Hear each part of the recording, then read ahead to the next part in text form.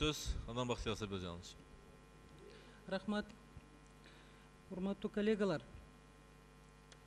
Чынында эле кадр маселеси биздин өлкөдө азыр кризиске учурады десек жаңылышпайбыз.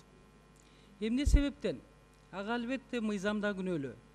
Себеби коалиция көпчүлүккө кирген фракциялар гана премьер-министрди шайлайт, ошондой эле бардык министрлерди, ведомстволордун жетекчилерин.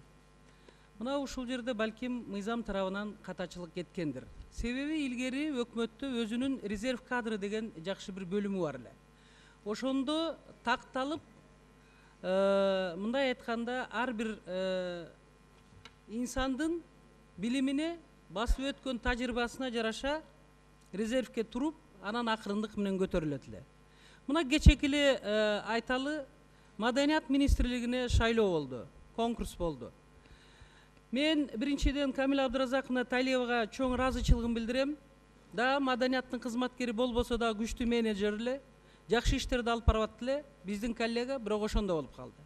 Ал эми конкурста кайсы мыйзамда жазылган? Министрдин иниси, вернее, депутаттын иниси министр болбойт деп. Бизде болуп эле атпайбы?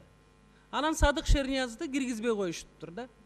Мындай болбойт да. Эми ызы-чуу болуп өлкө жатып калды. Эми Садык Шерниязды бир эле өлкө эмес, бүт дүйнө жүзү билет. Ал кишинин жасаган эмгеги мына Курманжанды атка фильми аркылуу эмес, айтыш коомдук. Ошол Манастын тиги өзүңөр билесиңер, ЮНЕСКОго киргизгенде да анын эмгеги чоң. Ал аксакалдар бүт маданияттын кызматкерлери түрттү эле. Ушул сиз министр болуп, Маданият министрлигин оңдоп берсеңиз деп. Аягында эмне болду? Ошон үчүн мен ойлойм, өкмөттүн өкүлүнө айтат элем, кадр резервный кадр баягы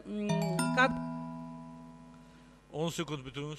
Кадрлардын резерви деген жакшы бөлүмүңөр бар эле, ошону восстановить эткиле, антпесеңер болбойт. Рахмат. Рахмат.